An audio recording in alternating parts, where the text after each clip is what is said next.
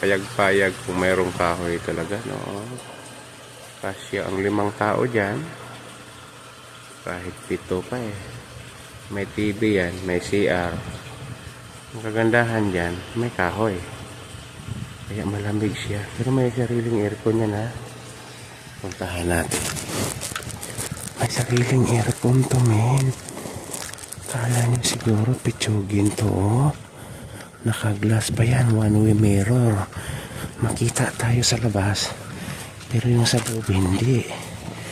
Ayan, oh, may aircon yan. Ang laki. Pero mo split type yung aircon niya.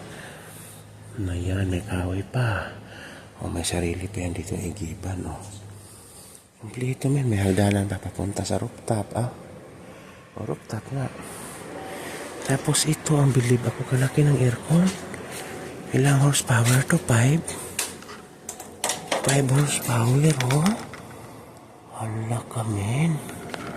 Tapos ganyan na siya. Diba? Kasi ang mga pito, oh, saan ito ko tao? Parang ang sukat nito kung hindi ako nagkamali, 12 by 14. Sige, babay na, labi ulamping, no. Good morning, kasi maglinis pa kami, oh. Ang dami pa kaming gagawin. Oh, pero meron tayong taga buhos dyan. Hala, pinaliguan niya. Hala.